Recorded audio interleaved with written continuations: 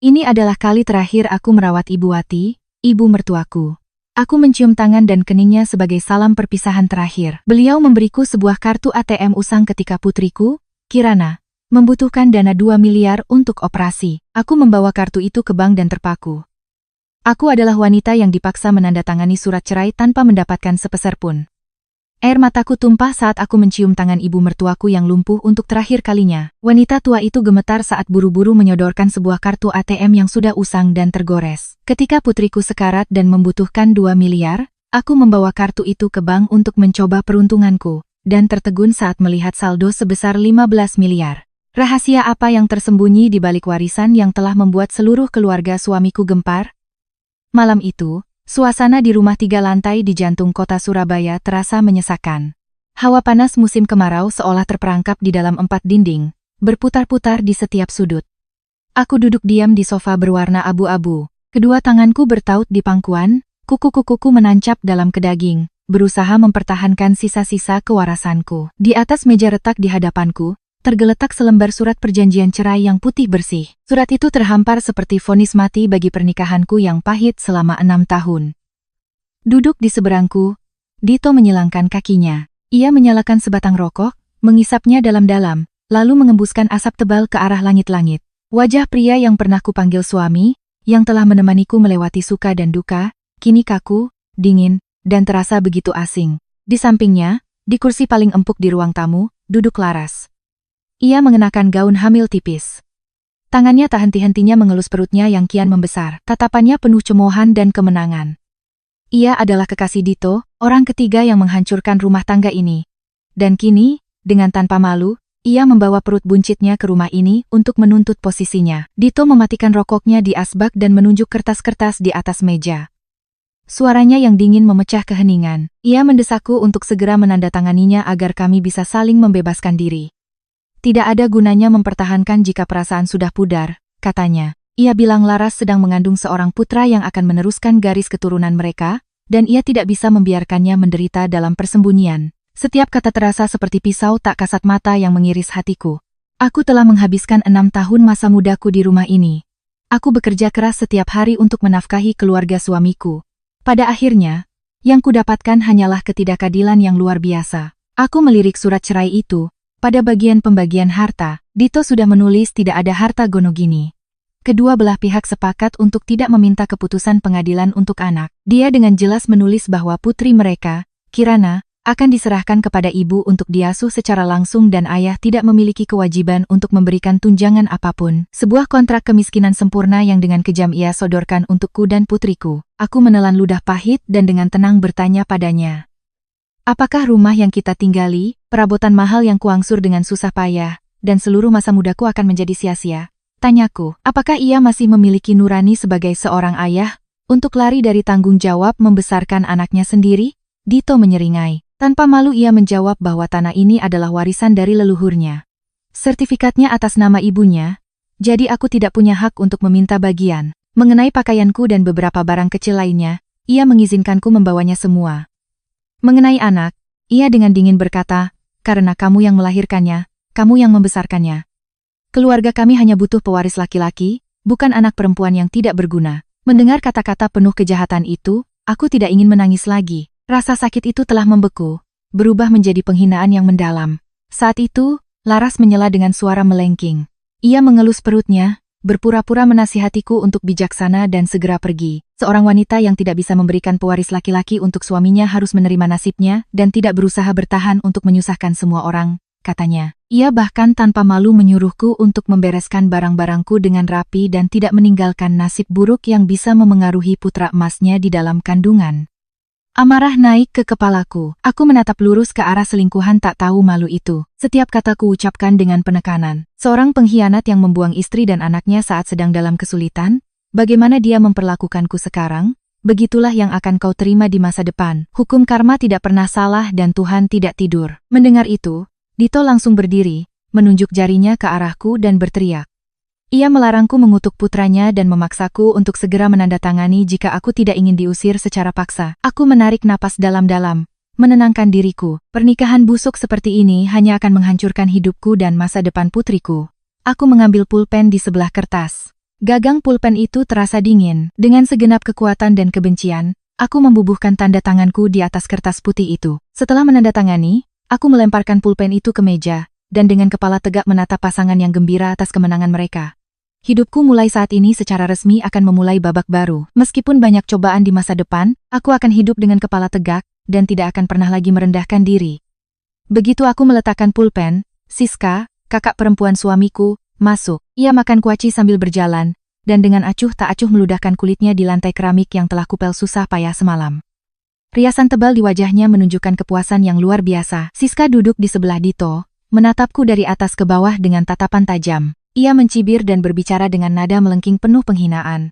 Akhirnya hari ini datang juga, saat benalu tak berguna ini disingkirkan, katanya lantang. Ia menghinaku dengan kata-kata paling pahit. Katanya sarjana, tapi jadi menantu cuma tahu menunggu dan berharap menghabiskan uang adiknya. Ia menunjuk jarinya ke arahku, menghinaku sebagai wanita mandul yang susah payah baru bisa melahirkan seorang putri lemah. Lalu ia menggelengkan kepala, dan memberikan komentar pahit bahwa anak perempuan itu seperti burung liar yang akan terbang jauh, hanya menghabiskan biaya makan, dan beras karena pada akhirnya akan menjadi menantu di keluarga lain, membawa nama keluarga lain, dan tidak bisa berbuat apa-apa untuk altar leluhur keluarganya. Aku menggigit bibirku hingga berdarah untuk menahan diri agar tidak menampar wajah tak tahu malu itu.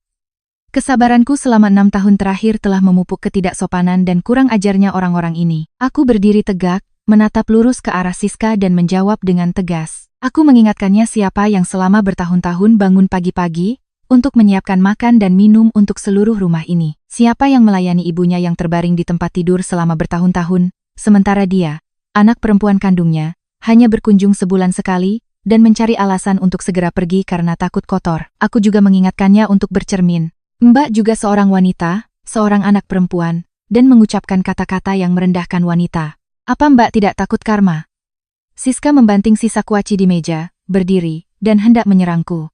Dito buru-buru menahannya, membujuknya dengan beberapa kata, lalu menatapku dengan tatapan jahat. Jangan bicara tidak sopan kepada yang lebih tua. Kamu akan segera meninggalkan rumah ini, jaga ucapanmu agar mendapatkan karma baik untuk putrimu. Pada titik ini, aku tidak bisa lagi menahan satu isu krusial lainnya. Aku menatap lurus ke arah Dito, dan dengan tegas memintanya mengembalikan uang investasiku sebesar 200 juta. Uang itu adalah hasil jerih payah orang tuaku di Banyuwangi. Mereka menjual kebun kecil dan menguras tabungan mereka untuk menjadi modal usahaku saat menikah. 3 tahun lalu, Dito dengan manis membujukku untuk meminjamkan uang itu untuk bermitra dalam sebuah bengkel mebel dengan temannya. Dulu ia berjanji, kita akan untung dan aku serta putri kita akan hidup bahagia. Sekarang kami bercerai. Tidak apa-apa jika aku pergi tanpa membawa apa-apa, tetapi uang hasil jerih payah orang tuaku harus ia kembalikan setiap sennya. Mendengar tentang uang, ekspresi Dito langsung berubah. Ia menyeringai dingin, mengangkat bahu seolah tidak bersalah. Tanpa ampun, ia berkata bahwa bengkel mebel itu sudah lama bangkrut dan semua uangnya hilang. Lalu ia tanpa malu menyalahkanku, mengatakan sejak ia membawaku ke rumah ini, usahanya selalu sial. Semua yang ia lakukan serba salah. Alasannya adalah aku membawa sial dan bertentangan dengan takdirnya. Tanpa malu ia menyatakan bahwa 200 juta itu harus dianggap sebagai kompensasi atas kerugian emosional dan materialnya selama 6 tahun kebersamaan mereka. Sebagai kompensasi atas kesediaannya memiliki istri yang tidak bisa memberinya anak laki-laki. Ia mengakhiri pernyataannya dengan nasihat kejam. Jangan pernah bermimpi mendapatkan 1 sen pun dari rumah ini. Ketidakberdayaan manusia ada batasnya. Tetapi batas Dito dan keluarganya sepertinya tidak ada. Seorang pria jahat mengambil tabungan mertuanya tanpa sedikit pun penyesalan di hati nuraninya. Laras yang duduk di sebelahnya mengelus rambut Dito, menambahkan beberapa komentar sinis. Ia menyarankan Dito untuk menelepon satpam komplek untuk mengusirku. Siska tertawa dan berkata kepada adiknya bahwa aku, Maya, saat menikah hanya membawa beberapa rupiah, tetapi sekarang terus-menerus menagihnya seolah menagih utang darah.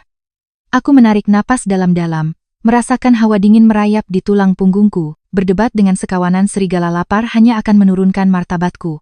Ketidakpedulian dan ketidakadilan, pengkhianatan terang-terangan Dito benar-benar telah menghapus sisa cinta terakhir yang kurasakan. Seorang pencuri tak tahu malu yang menyamar sebagai suami, seorang ipar yang jahat, dan seorang selingkuhan yang tak punya harga diri. Tanah ini, rumah ini, telah tercemar oleh jiwa-jiwa busuk. Aku berbalik, tidak lagi mau repot-repot mengucapkan sepatah kata pun. Aku harus menjaga sisa tenagaku untuk berkemas, membawa putriku keluar dari lumpur hitam ini, dan memulai hidup baru. Aku meninggalkan tawa dan cemoohan 3 orang tak berperasaan di ruang tamu di belakangku. Aku berjalan perlahan menyusuri koridor gelap menuju lantai dasar di belakang dapur.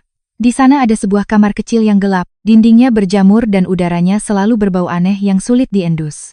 Itu adalah bau obat yang mengendap, bau minyak oles, bau kasur tua, dan bau kemunduran usia tua. Kamar itu adalah tempat tinggal Ibu Wati, ibu mertuaku. Wanita yang terkena stroke dan lumpuh separuh badan, tidak bisa bicara selama 4 tahun ini. Aku perlahan memutar gagang pintu.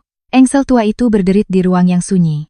Ibu Wati terbaring di ranjang medisnya, mata tuanya yang kusam dan lelah menatap ke arah pintu. Saat melihatku masuk, matanya sedikit bersinar dan suara serak keluar dari tenggorokannya. Ia mencoba menggerakkan tangan kirinya, yang masih memiliki sedikit kekuatan dan perlahan menepuk ruang di samping tempat tidur, memberiku isyarat untuk mendekat.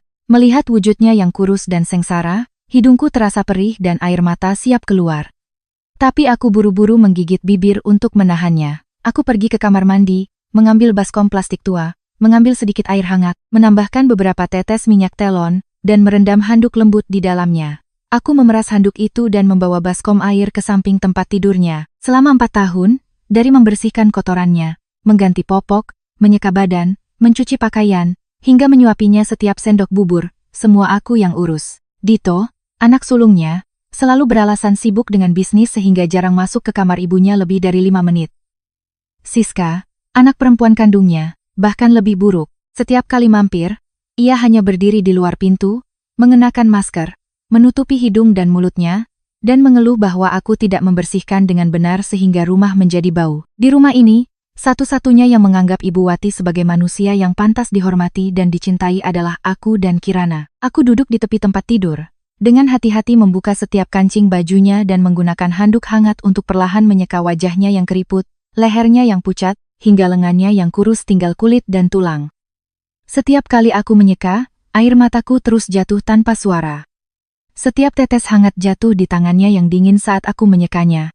Aku diam-diam mencurahkan isi hatiku padanya. Kata-kata yang datang dari lubuk hatiku yang paling dalam. Suaraku bergetar saat memanggilnya ibu, memberitahunya bahwa aku harus pergi sekarang dan tidak bisa tinggal di rumah ini lagi. Aku menceritakan padanya tentang surat cerai yang baru saja kutandatangani, tentang Dito yang secara terang-terangan membawa selingkuhannya yang hamil ke rumah untuk menggantikanku, dan tentang dia yang menelan semua tabungan orang tuaku. Dengan sakit hati, aku menasihatinya bahwa mulai besok aku tidak akan ada di sisinya untuk menyuapi dan mengganti popoknya.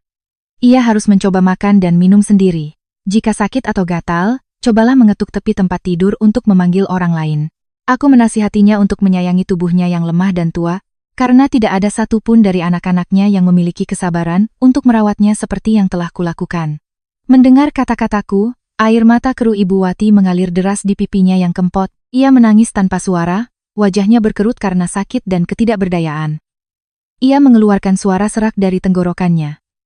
Tangan kirinya gemetar dan erat memegang bajuku, seolah tidak ingin aku pergi. Aku mengerti betapa sakitnya dia. Meskipun tidak bisa bicara, pikirannya masih sangat jernih. Ia tahu semua ketidakadilan dan penderitaan yang telah kuanggung selama tahun-tahun awalku sebagai menantu.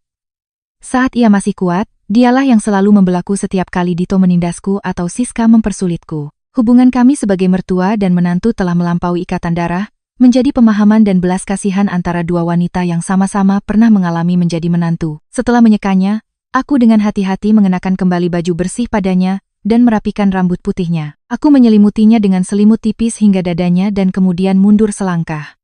Aku berlutut di lantai keramik yang dingin, dengan segenap rasa hormat dan terima kasihku yang terdalam. Aku mengambil tangannya dan melakukan sungkem dengan berlinang air mata sambil memegang tangannya yang gemetar. Pertama, aku berterima kasih atas perawatan dan bimbingannya sejak hari-hari pertamaku masuk ke keluarga mereka.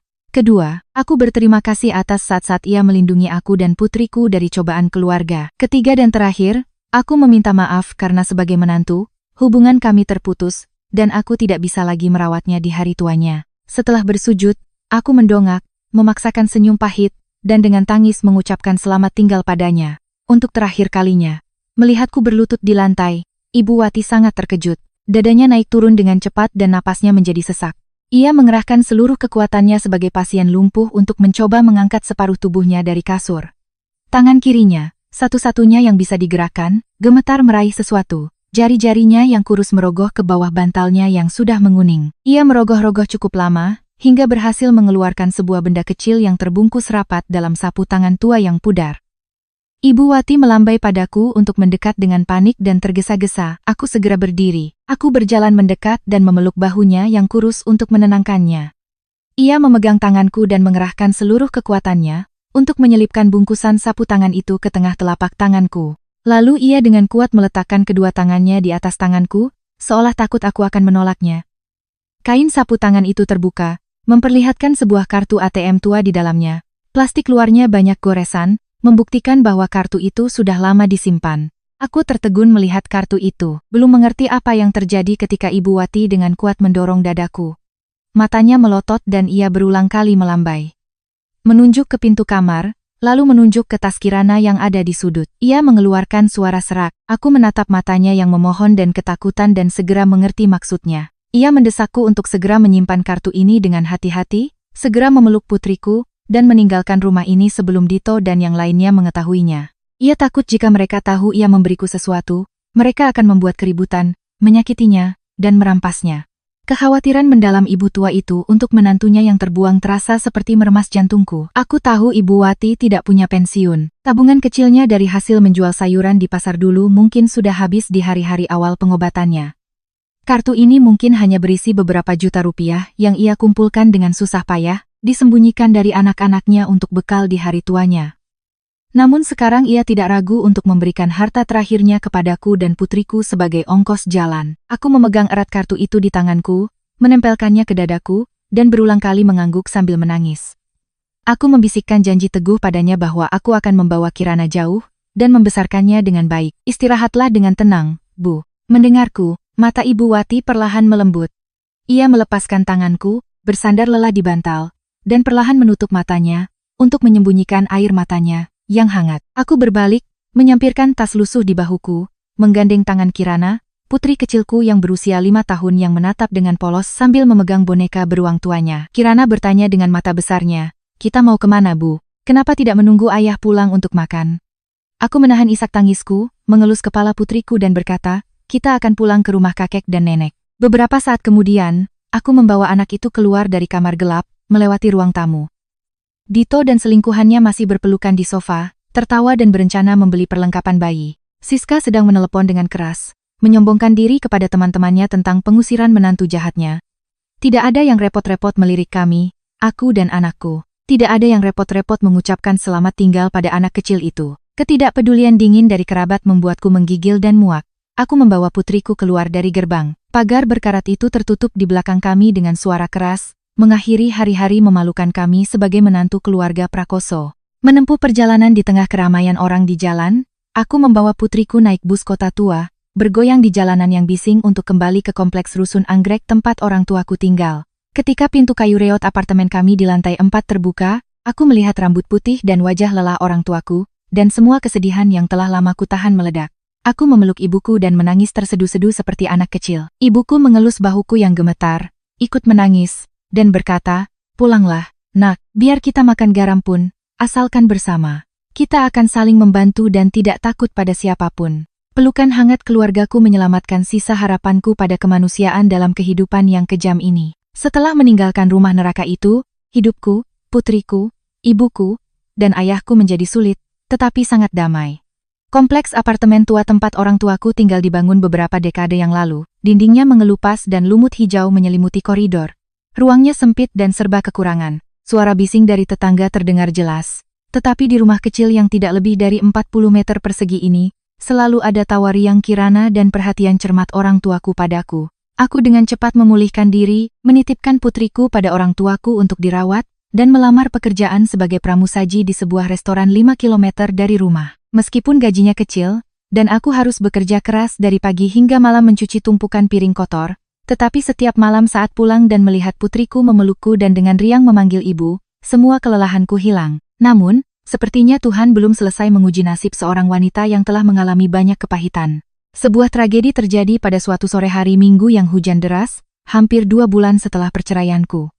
Hari itu aku selesai kerja lebih awal, mampir ke pasar dan berhasil membeli ikan gabus yang enak. Aku berencana memasak sup ikan yang lezat untuk seluruh keluarga. Begitu aku memarkir sepedaku di halaman kompleks apartemen, aku sudah mendengar tangisan panik ibuku dari balkon lantai 4. Ibuku memanggilku dengan sangat terkejut, mengabarkan bahwa Kirana tiba-tiba pingsan dan tidak sadarkan diri saat bermain di tempat tidur. Tubuhnya dingin dan berkeringat banyak. Telingaku berdengung, tangan dan kakiku gemetar, dan kantong belanjaan jatuh ke genangan air hujan. Aku berlari cepat menaiki tangga yang gelap dan lembab. Begitu masuk ke rumah, pemandangan di hadapanku seolah menusuk jantungku.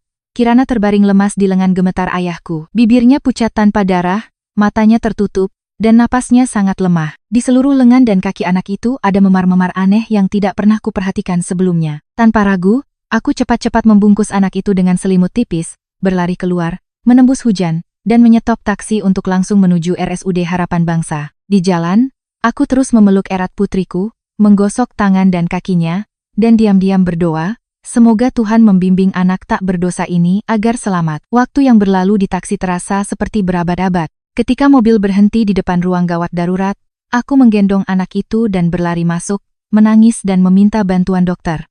Kirana dengan cepat dibawa ke unit perawatan intensif dan pintu kaca tertutup, memisahkanku dari dunia yang dihuni putriku. Aku jatuh terduduk di depan koridor putih yang dingin di rumah sakit. Pakaianku basah oleh hujan dan dingin di kulitku. Orang tuaku juga menyusul dengan ojek dan tiba di sana. 3 orang malang itu berpegangan tangan, menahan napas, menunggu keajaiban. Hampir 2 jam kemudian, pintu ruang gawat darurat terbuka. Seorang dokter tua yang serius mendekat dan memanggil keluarga pasien Kirana ke ruang pertemuan. Firasat seorang ibu memberitahuku bahwa sesuatu yang buruk sedang terjadi. Kakiku terasa berat, berjalan seperti orang tidur. Di ruang yang sunyi, dokter memberiku setumpuk hasil tes darah dan sumsum tulang yang masih baru. Dokter itu menghela napas dan suara sedihnya mengabarkan berita buruk seperti petir yang menyambar di kepalaku. Ia berkata bahwa Kirana menderita leukemia mieloid akut, LMA, yang berada pada tahap perkembangan yang cepat. Penyebab pingsannya anak itu adalah penurunan drastis jumlah trombosit dan sel darah merah, dan tubuhnya benar-benar melemah. Dunia di bawah kakiku seolah runtuh. Aku tidak bisa berkata apa-apa, memegang kepala dan mencoba menolak apa yang kudengar. Aku menangis dan memohon pada dokter untuk memeriksa ulang.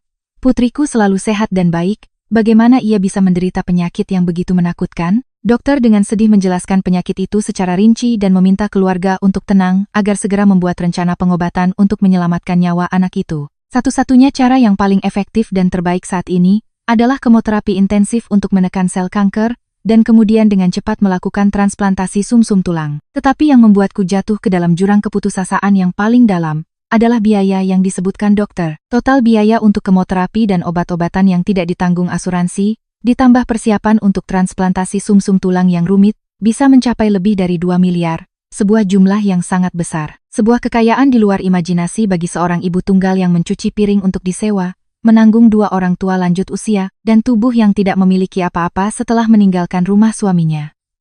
Aku jatuh tersungkur di meja dokter, menangis pilu dari lubuk hatiku. Ya Tuhan, mengapa begitu banyak kepahitan dan kekejaman menimpa nasib kecil wanita ini, dan lebih kejam lagi pada kehidupan lemah putri kecilku yang malang, di mana aku bisa mendapatkan 2 miliar untuk membeli nyawa putriku sekarang? Pintu ruang spesialis tertutup di belakangku dengan suara kering, tetapi jemanya bergema di benakku seperti gemuruh guntur di tengah langit yang cerah.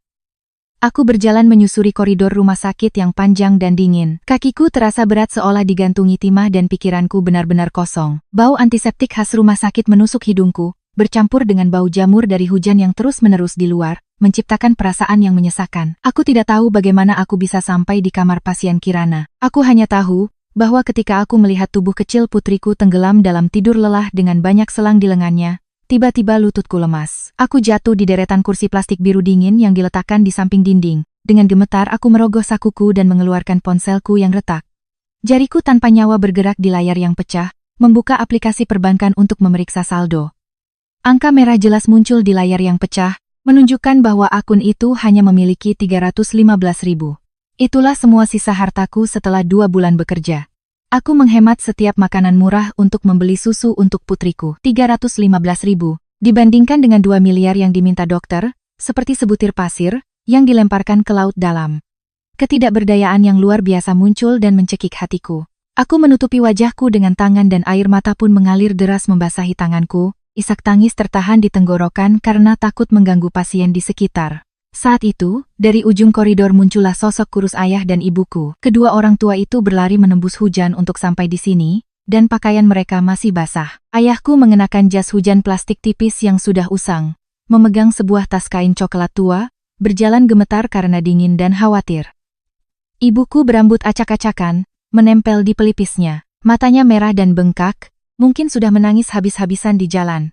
Melihatku membungkuk dan menangis, ibuku mendekat dan memelukku. Kami kembali berpelukan dan menangis di koridor rumah sakit yang sunyi. Ayahku berdiri di samping dan tangannya yang kasar dan keriput perlahan mengelus bahuku yang kurus. Ia menelan ludah dan berusaha menjaga suaranya tetap tegar, bertanya bagaimana situasi cucunya dan apa kesimpulan dokter. Aku mendongak, menatap orang tuaku dengan mata sayu dan dengan tangis menceritakan setiap kata dokter. Penyakit leukemia sudah stadium lanjut dan membutuhkan kemoterapi darurat serta transplantasi sumsum tulang untuk memiliki kesempatan hidup. Tetapi biaya rumah sakit akan mencapai 2 miliar. Mendengar jumlah yang sangat besar itu, kaki ibuku gemetar. Ia harus berpegangan pada lenganku agar tidak jatuh. Ayahku juga terpaku. Wajahnya yang keras dan hitam karena matahari dan angin tiba-tiba memucat dan kerutan di dahinya menyatu menjadi garis-garis dalam. Seumur hidupnya bekerja sebagai petani, kulit di tanah, punggung di langit, keluarga kami tidak pernah bermimpi tentang jumlah sebesar itu, apalagi mendapatkannya segera untuk menyelamatkan nyawa seseorang. Keheningan menyelimuti kami bertiga, sunyi dan berat. Beberapa saat kemudian, ayahku menarik napas dalam-dalam dan tangannya yang gemetar membuka tas kain coklat tua yang dibawanya. Ia mengeluarkan sebuah kantong plastik yang terbungkus rapat, dengan hati-hati membuka setiap lapisannya. Di dalamnya ada setumpuk uang yang berantakan dengan berbagai denominasi, dari 100.000 an yang masih baru hingga pecahan 1.000 yang sudah usang.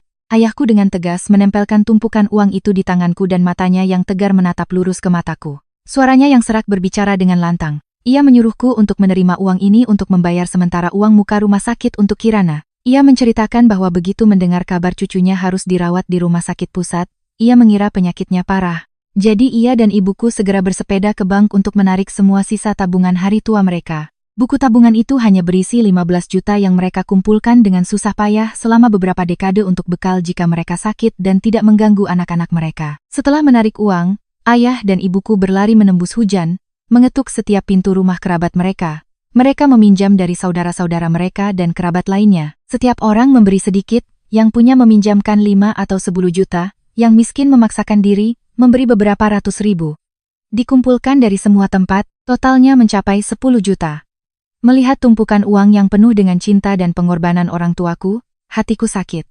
Ini adalah tabungan hari tua orang tuaku. Darah dan daging petani miskin. Bagaimana aku bisa menerimanya? Aku buru-buru mengembalikan tumpukan uang itu ke tangan ayahku. Sambil menangis, aku menggelengkan kepala dan menolak. Simpan uang ini, Pak, Bu.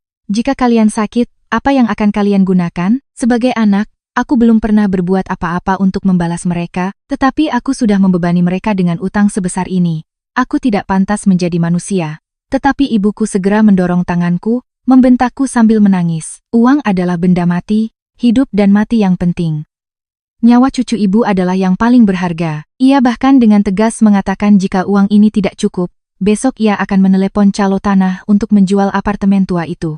Tidak apa-apa 3 generasi hidup di bawah jembatan, asalkan Kirana selamat. Kata-kata sederhana namun penuh cinta tak terbatas dari ayah dan ibuku membuat semua kekuatan dan kepura-puraanku runtuh. Aku berlutut di lantai yang dingin, memeluk kaki kurus orang tuaku dan menangis pilu. Aku menerima tumpukan uang berat yang penuh kebaikan itu dan diam-diam bersumpah kepada Tuhan bahwa aku akan melakukan segalanya untuk mengembalikan kehidupan putriku agar tidak mempermalukan pengorbanan besar orang tuaku. Sisa biaya rumah sakit masih menjadi masalah yang belum terpecahkan. Tetapi dengan bantuan keluargaku, aku berjanji pada diriku sendiri untuk tidak menyerah. Aku akan melakukan segalanya, mengetuk setiap pintu, memberikan nyawaku untuk menyelamatkan putriku. Malam itu aku tidak tidur di samping tempat tidur putriku. Suara teratur ventilator bergema di ruang yang sunyi seperti jam, mengingatkanku bahwa nyawa Kirana terancam setiap menit setiap detik. Sambil memegang kwitansi uang muka rumah sakit, aku melihat jumlah 25 juta yang baru saja kubayar dan hatiku terasa terbakar. Uang pinjaman dari ayah dan ibuku hanya cukup untuk membayar beberapa hari pertama kemoterapi. Obat khusus yang mahal yang tidak ditanggung asuransi, akan dengan cepat menghabiskan sisa uang. Jumlah besar untuk transplantasi sumsum tulang yang akan datang, masih menggantung di kepalaku seperti vonis mati yang menunggu eksekusi. Aku perlahan keluar dari kamar pasien, berjalan menuju ujung koridor di mana ada tangga darurat yang gelap dan terpencil. Angin malam dari jendela tanpa kaca berhembus dingin. Aku menyilangkan tangan di dada, berusaha menjaga tubuhku yang lelah tetap hangat. Hatiku terbelah antara martabat seorang ibu tunggal dan nyawa putri kecilku. Aku pernah berjanji pada diriku sendiri untuk tidak pernah kembali meminta bantuan dari keluarga mantan suamiku. Tetapi pada saat ini, ketika putriku berada di ambang hidup dan mati, semua harga diri menjadi tidak berguna. Kirana memiliki darah prakoso dan sejahat apapun Dito, ia tetap ayah kandung anak itu. Tanggung jawab sebagai ayah tidak bisa dihapus hanya dengan selembar surat cerai. Memikirkan itu, aku mengertakkan gigi, memutuskan untuk membuang semua harga diri. Aku mengambil ponselku dan menelepon Dito. Setiap dering panjang telepon mempercepat detak jantungku di malam yang sunyi. Pada panggilan ketiga, seseorang menjawab di seberang sana. Tetapi alih-alih suara Dito, yang kudengar adalah musik yang keras, suara gelas yang beradu, dan tawa orang-orang yang berpesta hingga dini hari. Kemudian suara wanita yang melengking dan mabuk berbicara. Itu Laras, selingkuhan yang kini secara resmi menggantikan posisi istri sah di rumah itu. Laras dengan tidak sopan bertanya siapa yang menelepon selarut ini dengan nada sangat kesal dan marah. Aku mencoba menahan amarah yang membuncah di perutku dan dengan sopan memintanya untuk memberikan telepon kepada Dito karena ada hal yang sangat penting menyangkut nyawa Kirana. Mendengar namaku, Laras langsung tertawa melengking. Ia tidak segan-segan memberikan hinaan paling pahit. Menuduhku menggunakan anak sebagai kedok untuk meminta uang. Sudah diusir dari rumah tanpa membawa apa-apa. Jangan tebal muka lagi menempel pada suamiku, katanya dengan marah. Ia bahkan dengan kejam mengutuk Kirana, mengatakan, wajar jika anak kecil sakit ringan, menggunakannya untuk menakut-nakuti dan mendapatkan uang untuk mempercantik diri atau memberi makan pria lain adalah tipe wanita yang tidak punya harga diri. Darah naik ke kepalaku, aku tidak bisa lagi tenang. Aku berteriak ke telepon, memintanya untuk diam dan segera memberikan telepon kepada Dito. Saat itu ada sedikit keributan di seberang sana. Sepertinya Dito merebut telepon dari Laras. Ia berteriak keras, bertanya mengapa aku menelepon tengah malam untuk mengganggu keluarganya. Aku menangis, berusaha menyelamatkan sisa kemanusiaan di hati pria dingin itu. Aku menangis menjelaskan kondisi Kirana, mengabarkan bahwa ia berada di ruang gawat darurat RSUD Harapan Bangsa karena penyakit leukemia yang menakutkan. Biaya pengobatannya sangat mahal, dan aku berada di ambang keputusasaan. Aku merendahkan diri dan memohon padanya demi darah dagingnya untuk memberikan sebagian uang untuk menyelamatkan nyawa putrinya sendiri. Tetapi jawaban atas keputusasaan dan permohonanku adalah kata-kata kejam. Dito tidak mempedulikan penyakit anak itu. Ia berkata dengan nada mengeyek, dulu di pengadilan, kamu dengan berani menyatakan akan membesarkan anakmu sendiri tanpa membutuhkan tunjangan. Sekarang saat kesulitan, kamu menggunakan belas kasihan untuk mendapatkan uang. Tanpa ampun, ia berkata bahwa 200 juta yang kuberikan sudah lunas untuk kerugian emosionalnya. Mereka tidak punya 1 sen pun untuk dibuang ke lubang tanpa dasar itu. Akhirnya, Dito mengakhiri pernyataannya dengan kejam, menasihatiku untuk memulai dan mengakhiri semuanya sendiri. Jika terjadi sesuatu pada anak itu, kamu yang harus mengurus pemakamannya. Jangan harap mendapatkan 1 sen pun dari kantongku untuk membesarkan anak perempuan yang tidak berguna, katanya. Setelah berbicara, Dito langsung menutup telepon tanpa peduli. Aku tetap berdiri di sudut gelap tangga, tangan gemetar, memegang telepon yang mengeluarkan nada panjang. Aku mencoba menelepon lagi, tetapi layar langsung menampilkan pesan nomor yang Anda tuju sedang sibuk diblokir. Tulang punggungku menggigil hingga ke kepala. Kekejaman seorang ayah telah mencapai puncak ketidakmanusiawian. Ia rela menghabiskan uang untuk berpesta dan membeli barang-barang mahal untuk selingkuhannya, tetapi dengan kejam meninggalkan nyawa anaknya. Aku menggigit bibirku hingga berdarah, mengutuk diriku sendiri karena terlalu bodoh untuk berharap pada pria jahat yang lebih buruk dari binatang. Bersandar di dinding semen yang dingin, aku bersumpah pada langit. Mulai saat ini, Kirana hanya akan memiliki seorang ibu, dan keluarga Prakoso akan selamanya menjadi musuh. Kembali ke kamar pasien setelah panggilan telepon yang putus asa itu, aku merasa seolah-olah seluruh dunia runtuh di bawah kakiku. Lingkaran hitam di bawah mataku terasa berat dan kakiku terseret tanpa tenaga. Cahaya neon yang redup menyinari lantai keramik putih, menciptakan bayangan panjang dan sedih. Aku menggeser kursi plastik ke sisi ranjang besi dan duduk untuk menatap wajah Kirana yang pucat dan kurus. Setelah beberapa hari di rumah sakit, napasnya lemah dan terputus-putus, dan alis kecilnya sesekali mengerut karena sakit tulang yang menyiksanya bahkan dalam tidur. Aku perlahan mengelus kening putriku yang basah oleh keringat. Air mata kembali mengalir, tetapi aku cepat-cepat menyekannya dengan punggung tanganku. Aku tidak boleh menyerah sekarang. Aku harus menjadi penopang yang kokoh bagi putriku. Semakin malam, udara di rumah sakit semakin dingin. Aku membungkuk dan mengambil tas lusuh yang ada di bawah tempat tidur dan meletakkannya di pangkuanku, berniat mencari jaket tipis untuk menyelimuti putriku. Saat aku mencari di saku terkecil tas, aku tidak sengaja menyentuh benda persegi dan keras yang terbungkus rapi dalam kain lembut.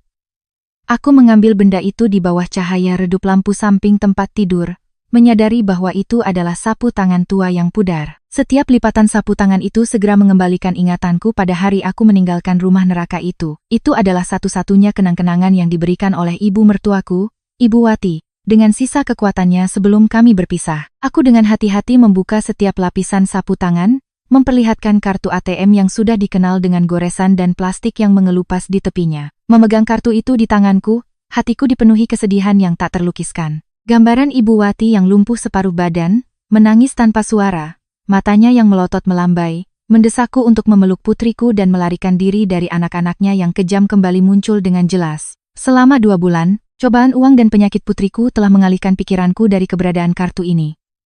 Aku selalu berpikir bahwa seorang wanita tua, cacat, dan terlantar seperti Ibu Wati tidak akan memiliki harta yang besar. Kartu ini mungkin hanya berisi beberapa juta rupiah yang ia kumpulkan dengan susah payah, disembunyikan dari anak-anaknya sejak ia masih menjual kangkung dan sayuran di pasar puluhan tahun yang lalu. Tetapi dalam keputusasaan yang ekstrem ini, di mana semua pintu harapan telah tertutup di hadapanku, beberapa juta rupiah bagi aku dan putriku sama berharganya dengan sebuah rakit penyelamat yang dilemparkan di tengah lautan badai. Uang itu bisa membantuku membayar biaya rawat inap selama beberapa hari, membeli beberapa dosis obat untuk melindungi liver anak agar bisa melawan bahan kimia, atau sekadar membeli makanan enak untuk ayah dan ibuku yang lelah di rumah. Jejak harapan sekecil apapun, aku tidak akan pernah melewatkannya. Aku menempelkan kartu ATM dingin itu erat-erat ke dadaku, merasakan detak jantungku yang putus asa mencari jalan untuk bertahan hidup. Aku memejamkan mata dan diam-diam berdoa untuk kedamaian Ibu Wati dan memintanya untuk membimbing aku dan putriku melewati cobaan mengerikan ini,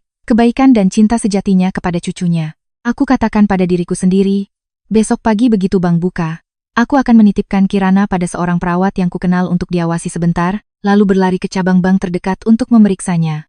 Malam itu aku tidak tidur. Sambil memegang erat kartu ATM, aku memikirkan semua cara yang mungkin. Mulai dari mengalokasikan sejumlah kecil uang yang akan ditarik dengan cara paling masuk akal, hingga menulis aplikasi bantuan dari Departemen Sosial Rumah Sakit, kemudian meminta orang lain mengambil foto dan mempostingnya secara online untuk meminta bantuan dari para dermawan. Pikiranku seperti balon yang siap meledak karena stres. Tetapi kemudian aku melihat kartu yang penuh cinta dari ibu mertuaku yang lumpuh itu dan berkata pada diriku sendiri bahwa aku harus kuat dan terus maju. Hadiah kecil namun penuh cinta manusiawi yang luas ini adalah satu-satunya cahaya yang menerangi terowongan gelap hidupku, memberikan secercah harapan akan keajaiban yang bisa membantu putriku mengalahkan sabit kematian. Saat fajar menyingsing, sinar matahari pagi yang lemah pertama kali menembus dedaunan pohon-pohon tua di halaman rumah sakit. Aku meminta bantuan seorang perawat shift malam yang sudah kukenal untuk mengawasi Kirana sebentar, lalu dengan tergesa-gesa menyampirkan tas lusuh dan berlari keluar dari gerbang rumah sakit.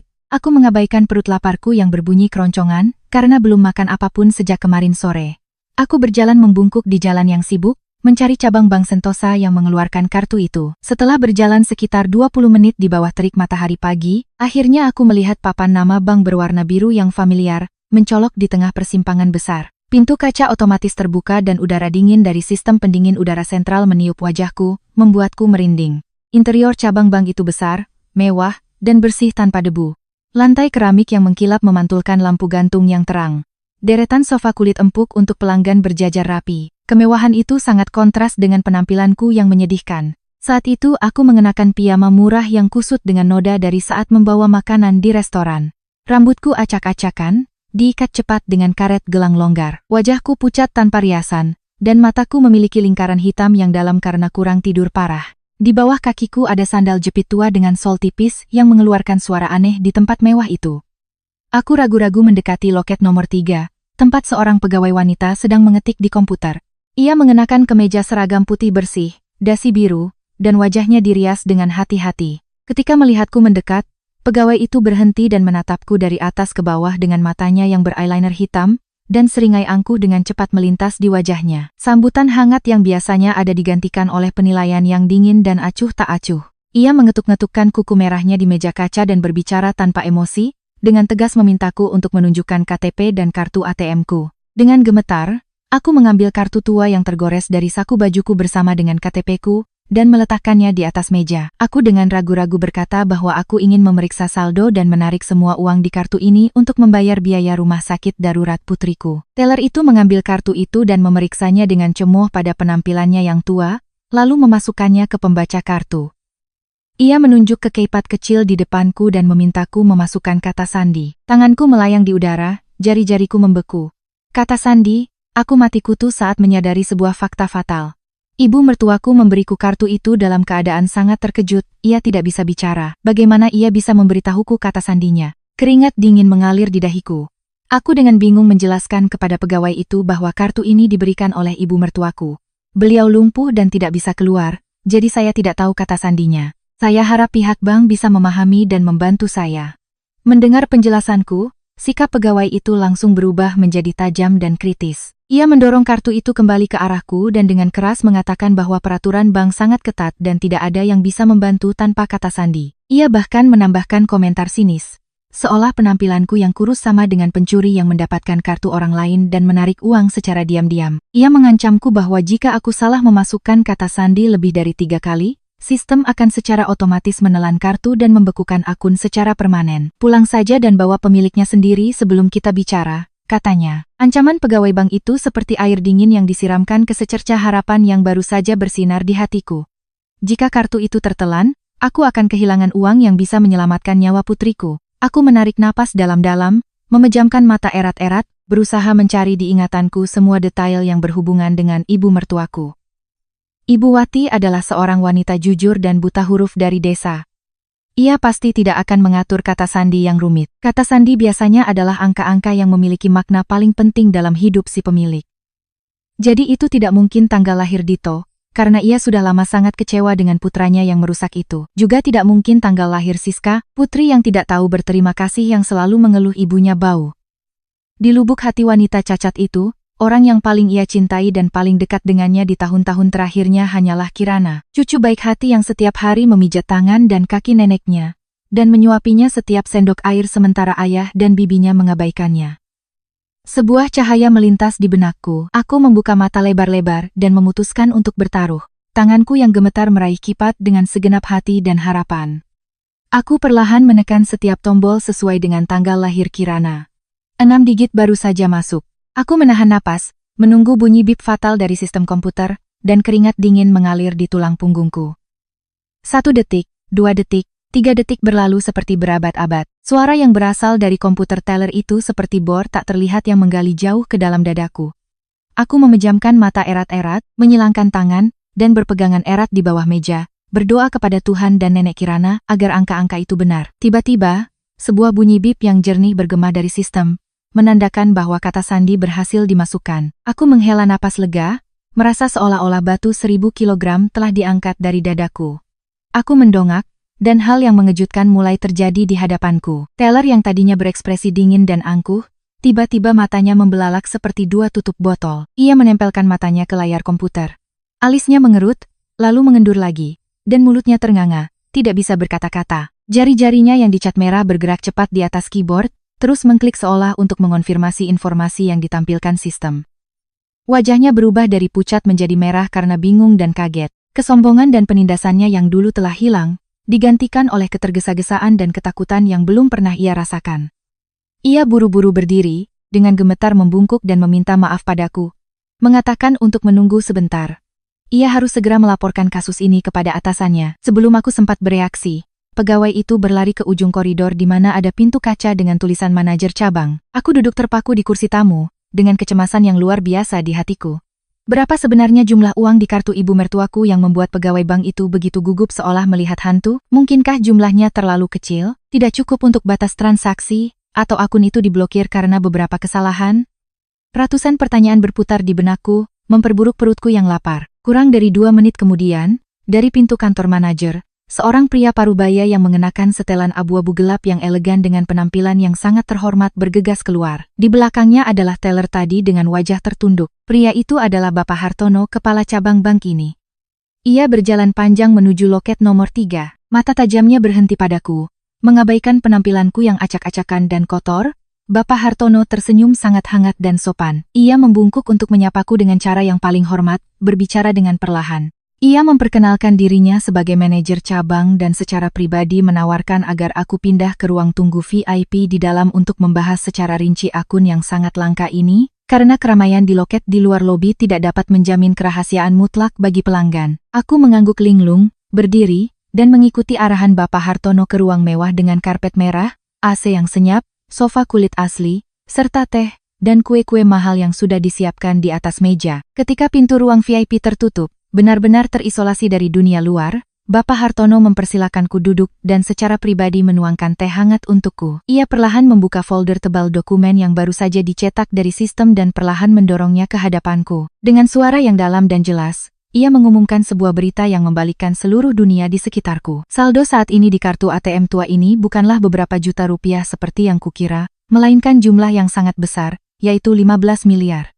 Miliar. Aku buru-buru membuka mata, menatap angka 0 yang tercetak jelas di laporan bank.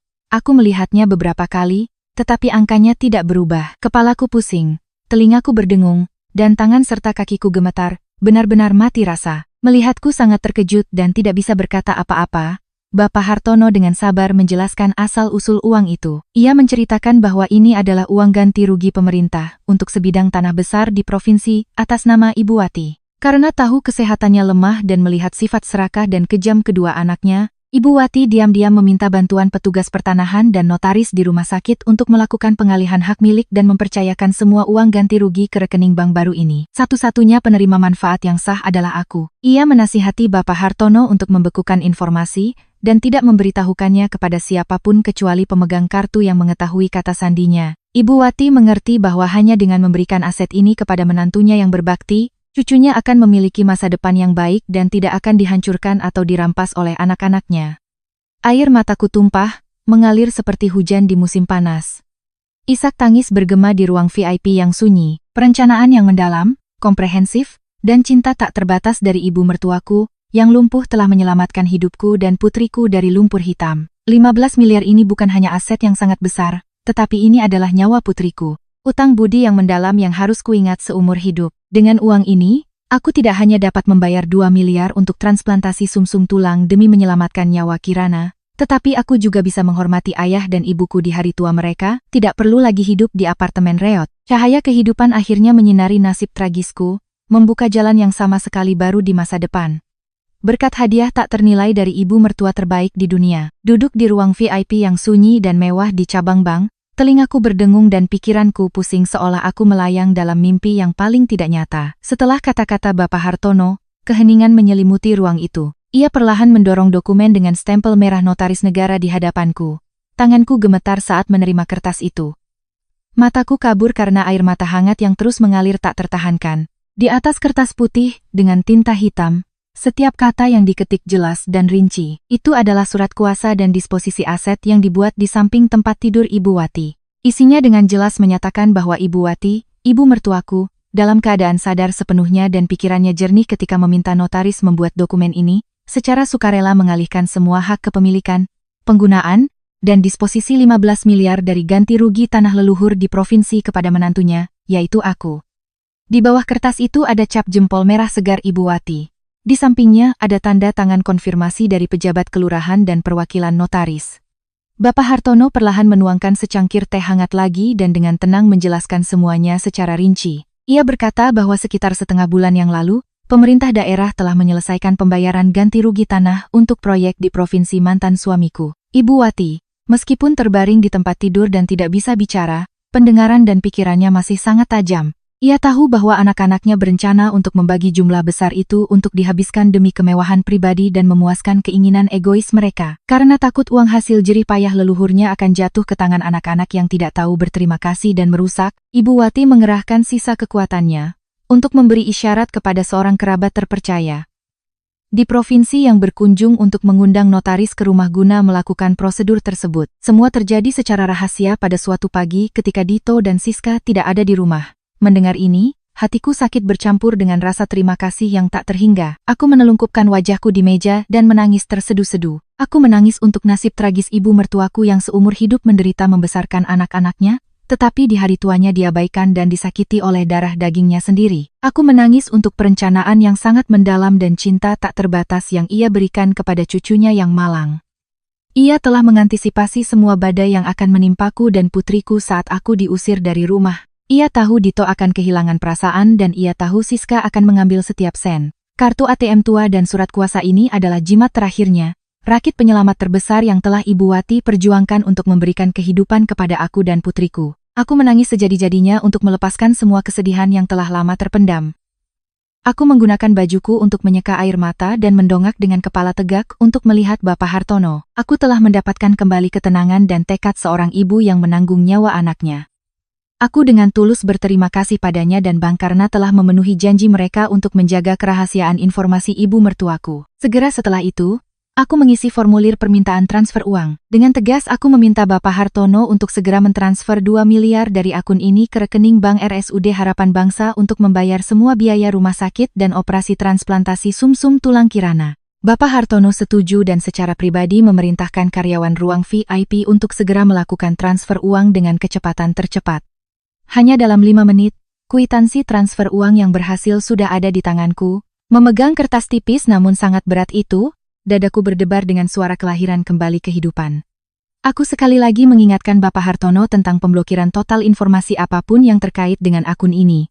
Jika Dito atau anggota keluarga Prakoso manapun datang ke bank untuk bertanya, aku memintanya untuk menggunakan kebijakan kerahasiaan, untuk menolak memberikan informasi, dan jangan pernah mengungkapkan bahwa akulah yang memegang miliaran rupiah ini. Setelah semua selesai, aku membungkuk untuk pamit, dengan hati-hati memasukkan kwitansi ke dalam tasku, dan dengan cepat keluar dari bank, berlari kembali ke rumah sakit tempat putri kecilku menunggu keajaiban dari ibunya. Kembali ke unit perawatan intensif rumah sakit, ketika matahari sudah tinggi, aku langsung menuju kantor administrasi dan meletakkan kwitansi transfer uang 2 miliar ke meja kepala dokter. Dokter itu mengambil kertas itu untuk dilihat. Alisnya yang berkerut mengendur, kegembiraan sejati muncul di wajahnya. Segera, harapan baru mengalir ke dalam proses pengobatan Kirana.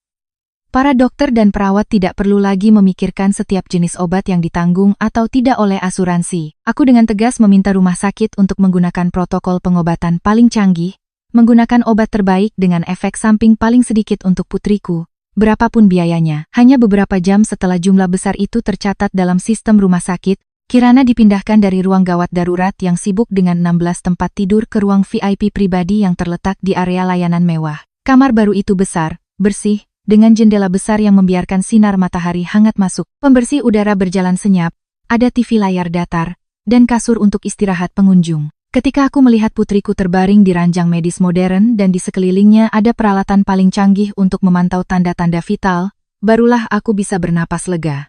Wajah pucat anak itu tampak sedikit lebih merona karena tidak lagi harus menahan lingkungan yang bising dan sesak dari kamar pasien biasa. Siang hari, ketika ayah dan ibuku bergegas membawa bubur ke rumah sakit untuk mengunjungi cucu mereka berdua terpaku di depan ruang VIP, tidak berani masuk karena mengira salah kamar. Aku buru-buru berlari keluar, menarik tangan ayah dan ibuku masuk, menutup pintu, dan kemudian dengan tangis menceritakan tentang biaya rumah sakit yang telah lunas. Tentu saja, untuk menghindari keterkejutan dan kekhawatiran lebih lanjut bagi kedua orang tuaku tentang implikasi yang rumit, aku sementara menyembunyikan uang ganti rugi tanah sebesar 15 miliar. Aku hanya menceritakan separuh kebenaran bahwa Ibu Wati kasihan pada cucunya, jadi sebelum aku pergi, ia diam-diam menyelipkan buku tabungan lama senilai puluhan juta yang telah ia kumpulkan seumur hidupnya, dan menasihatiku untuk menggunakannya untuk Kirana. Mendengar ceritaku, ibuku menyilangkan tangan di dada, menangis dan berdoa kepada Tuhan, terus berterima kasih kepada Tuhan,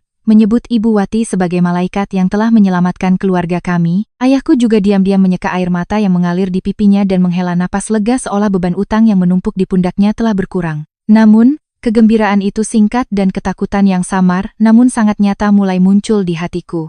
Aku tahu betul keserakahan tak terbatas dan sifat tak berprinsip keluarga Dito. Ketika pembayaran ganti rugi tanah diumumkan, Dito pasti akan membawa dokumen ke bank untuk menarik uang. Ketika ia menemukan akun ibunya kosong dan uangnya telah ditransfer, pria tak berperasaan itu dan saudara perempuannya yang licik, pasti akan mengacaukan seluruh kota untuk mencari sumbernya. Jika mereka tahu kami, aku dan putriku berada di kompleks apartemen tua ayah dan ibuku, mereka akan membawa teman-teman preman untuk mengganggu, merusak, dan merebut kembali uang itu dengan cara apapun. Ayah dan ibuku sudah tua dan lemah. Mereka tidak bisa hidup dalam ketakutan terus-menerus akan teror preman setiap hari. Kirana berada pada tahap pengobatan yang sangat sensitif, membutuhkan lingkungan yang benar-benar sunyi, aman, dan steril untuk mempersiapkan transplantasi sumsum tulang. Memikirkan ini, aku memutuskan untuk bertindak cepat dan tegas. Sore itu, aku meminta bantuan seorang agen properti yang kukenal untuk dengan cepat menemukan sebuah apartemen mewah di area perumahan terpencil dengan sistem keamanan yang ketat, di mana orang asing tanpa kartu kunci tidak dapat masuk ke lobi. Apartemen itu besar dengan 3 kamar tidur, perabotan dasar lengkap, dan berada di lantai tinggi dengan pemandangan indah. Aku tidak ragu membayar sewa penuh untuk 1 tahun ditambah deposit dan komisi agen. Malam itu aku menyewa sebuah truk kecil, diam-diam menemani ayahku kembali ke kompleks apartemen tua, untuk mengumpulkan barang-barang pribadi paling penting, barang-barang sentimental yang tidak bisa ditinggalkan, dan kemudian dengan cepat memindahkan semuanya ke apartemen baru pada malam hari. Berdiri di balkon yang lapang di apartemen lantai 15, memandangi pagar keamanan yang kokoh dan para penjaga yang terus berpatroli di bawah, barulah aku bisa bernapas lega. Mulai sekarang, orang tuaku akan hidup di lingkungan yang bersih dan benar-benar aman. Putriku akan memiliki tempat yang besar dan bersih untuk pulih setelah operasi. Perisai uang yang kokoh telah membantuku melindungi orang-orang yang paling kucintai sepenuhnya sebelum badai datang. Pada hari-hari berikutnya, aku berada di rumah sakit sepanjang waktu untuk merawat Kirana, benar-benar memutuskan semua komunikasi dengan dunia luar, terutama dengan keluarga mantan suamiku. Namun, pada akhirnya kebenaran akan terungkap, dan kemarahan orang-orang serakah yang kehilangan keuntungan besar meledak dengan hebat. Semua peristiwa mengerikan di rumah dingin itu, aku baru tahu belakangan dan membayangkannya secara rinci melalui cerita yang membuat bulu kuduk berdiri dari Bu Rosa, tetangga yang sangat kasihan pada kondisiku sebagai menantu dulu. Menurut cerita Bu Rosa, pada suatu pagi yang cerah, Dito yang berpakaian rapi, rambut berkilau, dengan gembira memegang kartu keluarga dan KTP-nya, melaju dengan sepeda motor ke bank.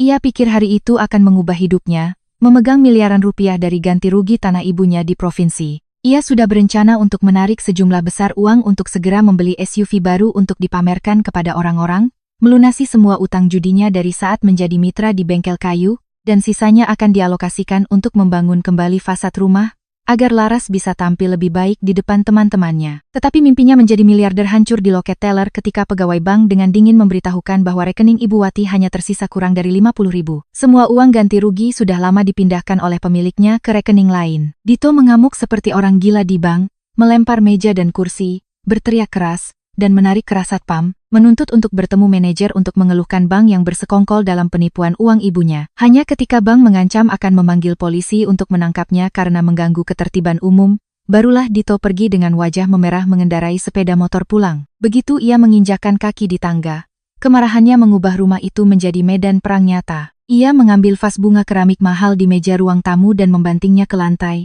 sambil meneriakkan kata-kata paling kotor, mencurigai saudara perempuannya yang licik yang melakukannya. Dito langsung pergi ke rumah Siska, dan menyeretnya pulang untuk konfrontasi. Kakak beradik itu berkelahi tanpa mempedulikan hubungan mereka. Siska menangis sejadi-jadinya, bersumpah demi segala macam Tuhan bahwa ia tidak tahu apa-apa tentang keberadaan uang itu. Sebaliknya, ia mencurigai Dito menyembunyikannya untuk dimakan sendiri bersama selingkuhannya. Selingkuhan itu, Laras, yang sedang hamil, melihat situasi yang kacau dan hilangnya aset, berteriak, mengemasi pakaiannya, dan mengancam akan pulang ke kampung. Ia menghina Dito sebagai pria tidak berguna dan menipunya untuk datang ke rumah bobrok ini.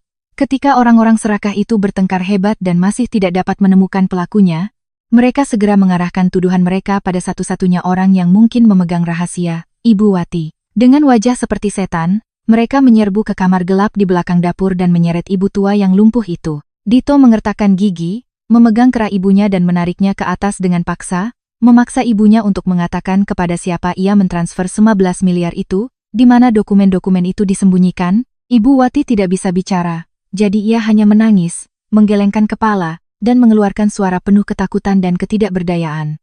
Keheningannya semakin memicu kemarahan anak-anak yang tidak tahu berterima kasih itu. Tanpa malu, Siska mendekat dan menggunakan kata-kata paling pahit untuk menghina ibunya sendiri sebagai orang tua gila yang mengkhianati anak-anaknya, dan memberikan uang kepada orang lain. Mereka mulai menggunakan penyiksaan mental dan fisik yang ekstrem, benar-benar memutus jatah makan Ibu Wati.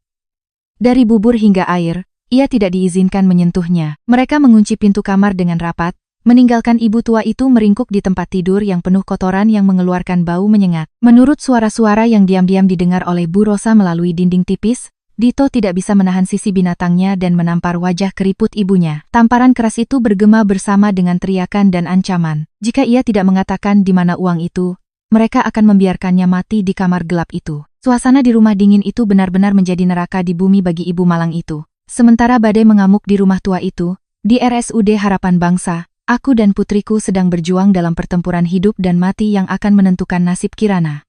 Operasi transplantasi sumsum tulang yang sangat rumit dan panjang berlangsung selama 6 jam. Aku duduk dengan kaki ditekuk di luar ruang operasi, tangan saling bertaut, berdoa hingga tulang-tulangku memutih. Ayah dan ibuku duduk di sampingku, diam-diam berdoa rosario. Mata tua mereka tidak pernah lepas dari lampu indikator merah yang tergantung di pintu. Setiap menit yang berlalu terasa seperti berabad-abad bagi keluarga kami. Setiap saraf tegang menunggu putusan akhir takdir. Sekitar jam 3 sore, lampu merah padam dan pintu ruang operasi terbuka. Kepala ahli bedah keluar, melepas masker bedah birunya yang basah oleh keringat, dan tersenyum cerah dan tenang. Ia mengangguk dan memberitahukan keluarga bahwa operasi telah berhasil melampaui harapan dan sumsum baru sangat cocok dengan tubuh anak itu. Tidak ada tanda-tanda penolakan akut. Kirana akan dipindahkan ke ruang isolasi yang sepenuhnya steril untuk pemantauan lebih lanjut, tetapi secara umum anak itu telah berhasil melewati ambang kematian dan mendapatkan kembali haknya untuk melanjutkan hidup sehat. Berita dari dokter itu seperti aliran air dingin yang menyirami tanah kering dan retak di jiwaku.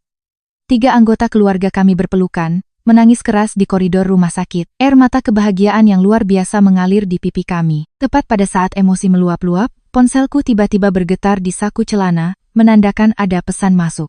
Aku menyeka air mataku, mengambil telepon untuk memeriksa. Layar menampilkan pesan dari nomor telepon tetangga lama, Bu Rosa. Isi pesannya singkat namun penuh kejutan. Maya, selamatkan ibumu. Dia akan segera mati. Bersama pesan itu, ada rekaman audio berdurasi hampir 2 menit. Intuisiku mengatakan ada sesuatu yang buruk sedang terjadi. Aku buru-buru keluar ke sudut koridor yang sepi. Dengan gemetar menekan tombol putar rekaman dan menempelkan speaker telepon erat-erat ke telingaku. Suara yang masuk ke telingaku seolah membekukan darah di tubuhku. Awal rekaman adalah suara barang-barang pecah, diikuti oleh suara tajam dan kejam Siska, yang mengancam akan melepas semua selimut dan alas tidur jika Ibu Wati tidak mengatakan yang sebenarnya. Hal itu bercampur dengan teriakan keras. Dito menuntut ibunya untuk membubuhkan cap jempol di atas kertas kosong, agar ia bisa membawanya ke pengadilan untuk memproses ulang penerimaan uang. Tetapi yang paling menakutkan dan menyakitkan adalah suara yang berasal dari tenggorokan ibu mertuaku. Itu adalah jeritan kesakitan yang luar biasa, isak tangis dan napas tersengal-sengal dari seorang wanita cacat di ambang keputusasaan.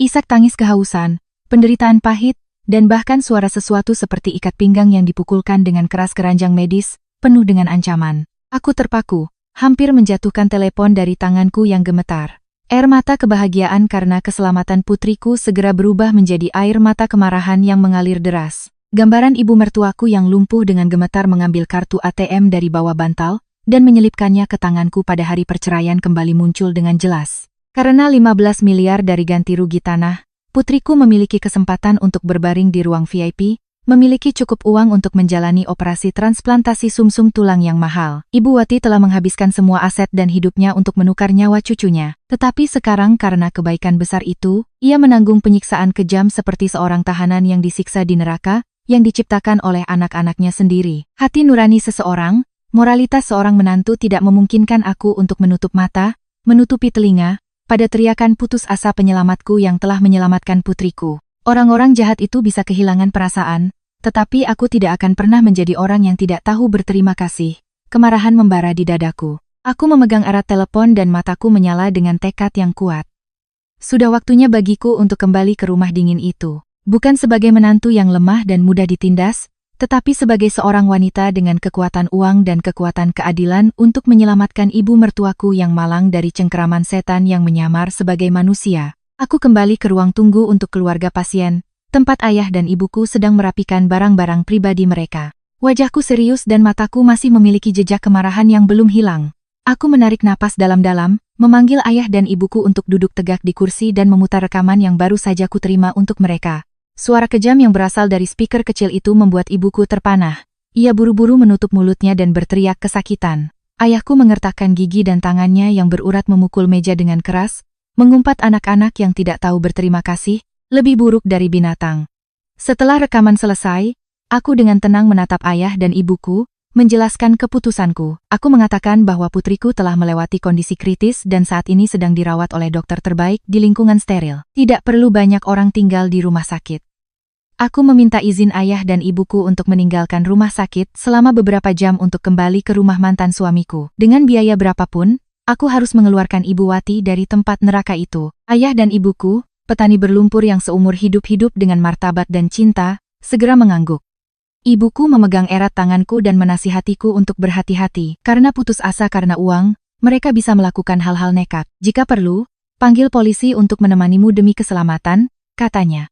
Ayahku menepuk pundakku, mengatakan bahwa ibu mertuaku adalah penyelamat besar keluarga kami. Berapapun biaya dan tenaganya, kita harus menyelamatkannya dari tangan setangen setan itu, ujarnya. Dengan dukungan kuat dari orang tuaku, aku segera mulai membuat rencana aksi yang rinci dan komprehensif. Aku sangat memahami sifat licik dan tidak berprinsip keluarga Dito. Jika aku sendirian tanpa membawa senjata mengetuk pintu mereka untuk mengambil ibu mertuaku, mereka pasti tidak akan ragu untuk menutup pintu dan bahkan menyakitiku, mengatakan akulah yang mencuri uang. Untuk menghadapi orang-orang yang hanya tunduk pada kekuatan dan uang, aku harus menggunakan kedua hal itu untuk menekan mereka sejak awal.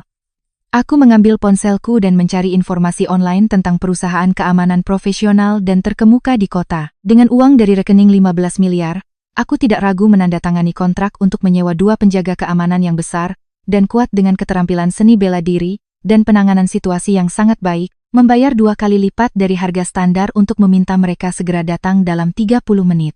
Satu-satunya permintaanku adalah mereka harus mengawal dan melindungi keselamatanku dan ibu mertuaku sepenuhnya, siap untuk menahan segala bentuk kekerasan dari keluarga mantan suamiku jika terjadi. Pada saat yang sama, aku menelepon hotline RS Internasional Medika Jaya, sebuah rumah sakit swasta terkenal yang terletak di pusat kota. Aku menjelaskan secara singkat kondisi penyakit Ibu Wati yang terbaring di tempat tidur dan meminta rumah sakit untuk segera mengirimkan mobil ambulans baru lengkap dengan tandu, tangki oksigen, dan sekelompok dokter dan perawat untuk membantu pemindahan pasien. Aku mentransfer sejumlah besar uang deposit sebagai tanda kepercayaan, memastikan bahwa ambulans akan tiba di rute dan waktu yang telah kutentukan. Semua persiapan berlangsung cepat dan dengan ketepatan mutlak. Tepat 30 menit kemudian di depan gerbang RSUD Harapan Bangsa, 2 pria berjas hitam berkacamata dengan tubuh kekar seperti 2 dinding sudah menunggu di samping sebuah SUV hitam mengkilap. Di belakang mereka, sebuah ambulans swasta dengan lampu berkedip menyala, mesinnya hidup menunggu perintah. Aku menyampirkan tas tanganku di bahu yang berisi semua dokumen hukum yang diperlukan dan kontrak pelepasan hak perawatan yang telah kusiapkan dengan cermat semalam. Aku berjalan dengan langkah panjang dan mantap, punggung lurus dan kepala tegak, masuk ke dalam mobil. Kedua kendaraan itu beriringan, meninggalkan halaman rumah sakit, melewati jalanan kota yang sibuk, dan langsung menuju ke lingkungan tua yang sudah dikenal, di mana badai karma akan segera berlalu. Wajahku dingin dan di hatiku muncul tekad yang kuat. Permainan kesabaran dan penderitaan berakhir di sini.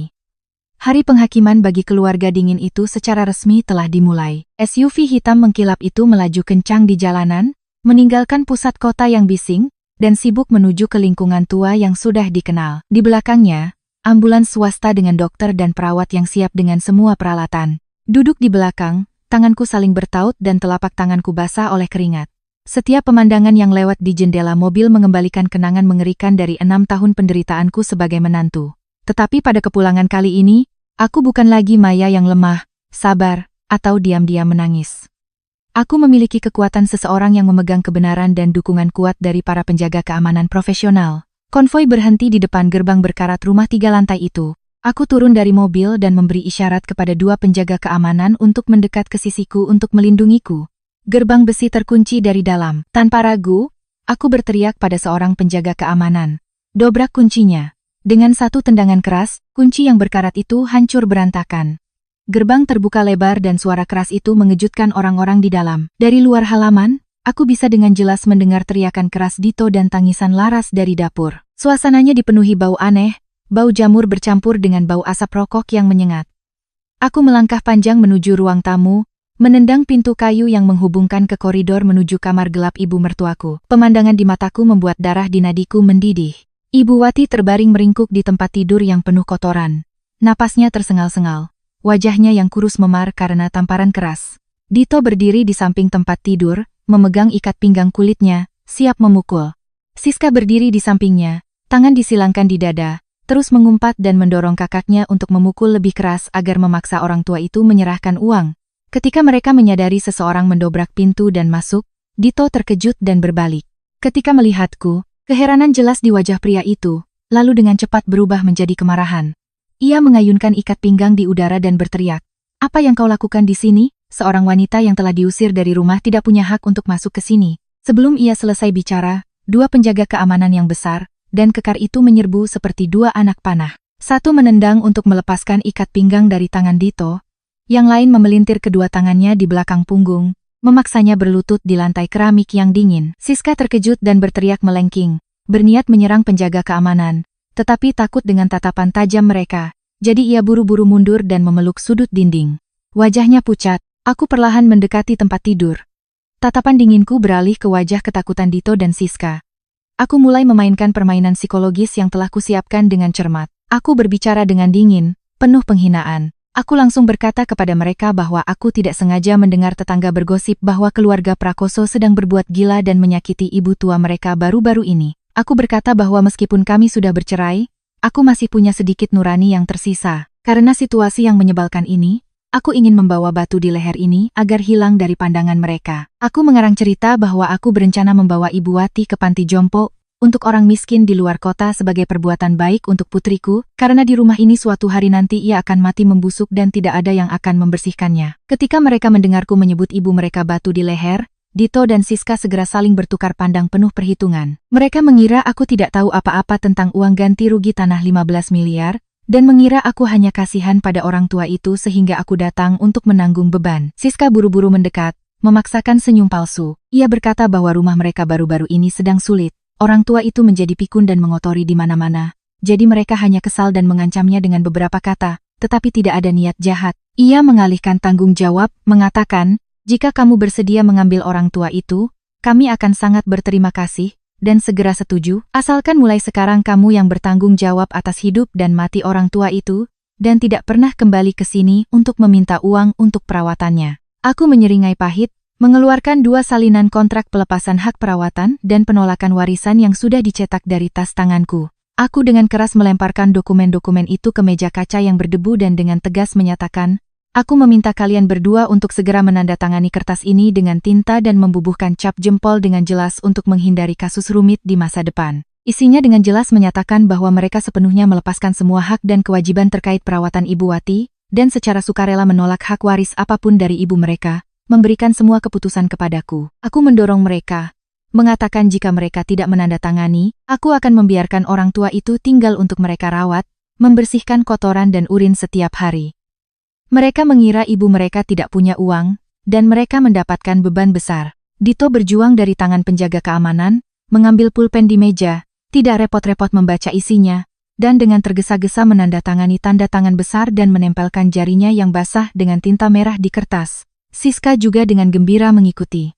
Sambil menandatangani, ia diam-diam bergumam, "Dasar si bodoh yang membawa malapetaka pada dirinya sendiri." Ketika kontrak itu ada di tanganku dengan tanda tangan dan sidik jari lengkap keduanya, aku dengan santai melambai kepada tim medis di luar untuk masuk. Dokter dan perawat dengan hati-hati memindahkan Ibu Wati ke tandu, membersihkannya sedikit, dan kemudian mendorongnya ke mobil. Aku dengan hati-hati memasukkan dokumen hidup dan mati itu ke dalam tasku, berbalik dan pergi, tidak lagi mempedulikan orang-orang dingin yang diam-diam tersenyum dengan kemenangan. Dalam pikiranku, aku berkata pada diriku sendiri, bahwa mereka akan segera membayar mahal atas kebodohan dan kekejaman mereka hari ini. Ambulans melaju kencang di jalanan. Sirine keras bergema membersihkan jalan untuk membawa ibu mertuaku langsung ke RS Internasional Medika Jaya, rumah sakit swasta terbesar di kota. Duduk di dalam mobil yang luas, aku memegang erat tangan dingin Ibu Wati, terus menggosoknya agar darah mengalir. Ibu Wati membuka matanya yang sayu dan menatapku. 2 air mata hangat mengalir di pipinya yang kempot. Ia menangis tanpa suara, tetapi genggaman lemahnya di tanganku mengandung ribuan kata terima kasih yang tidak bisa ia ucapkan. Aku menggunakan sapu tangan lembut untuk menyeka keringat dan air matanya, dan dengan lembut menasihatinya untuk beristirahat dengan tenang. "Mulai sekarang tidak ada yang akan berani menyentuh sehelai rambut pun, Bu. Semua cobaan telah dilewati oleh menantumu.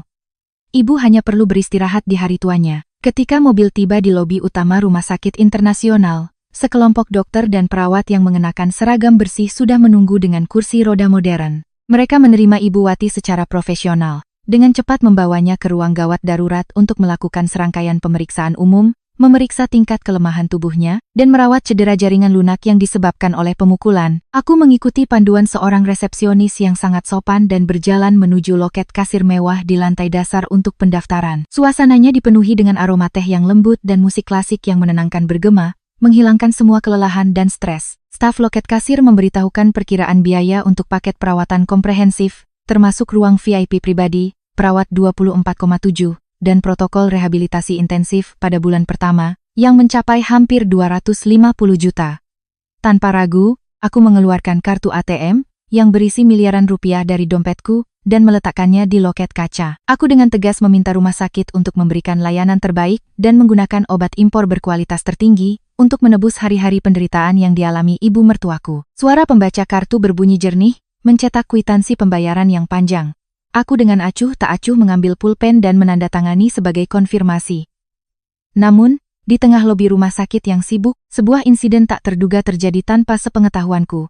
Tidak jauh dari loket kasir, Rudy sedang menemani selingkuhannya untuk pemeriksaan kehamilan rutin. Rudy adalah pria licik, seorang rentenir, dan ia juga teman minum dan pemberi utang terdekat Dito. Saat selingkuhannya berada di ruang USG, Rudy duduk tanpa melakukan apa-apa, dan menggulir ponselnya ketika ia tidak sengaja memperhatikan sosokku yang familiar. Ia mengenaliku sebagai mantan istri Dito yang miskin dari desa, yang baru saja diusir tanpa membawa apa-apa. Tetapi yang membuat matanya membulat karena takjub adalah pemandangan aku dengan gagah menggesek kartu untuk membayar sejumlah besar 250 juta tanpa berkedip. Rasa ingin tahu dan keserakahan seorang rentenir mendorongnya. Rudy diam-diam mendekati loket kasir, dan bersembunyi di balik pot tanaman besar untuk menguping.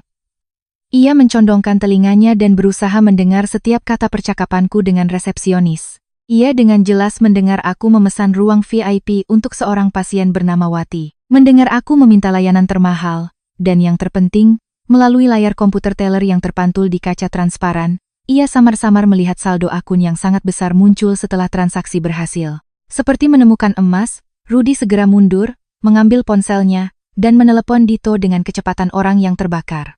Ketika telepon di seberang sana dijawab, Rudy segera mengeluarkan cerita panjang tentang kebenaran yang mengejutkan. Ia secara rinci menggambarkan adegan bahwa meskipun pakaianku sederhana, aku menghabiskan uang seperti air, menggesek kartu ratusan juta untuk membawa Ibu Wati ke rumah sakit bintang 5. Ia dengan marah menghina Dito, mengatakan ia bodoh karena membiarkan mantan istrinya merebut kekayaan sebesar itu.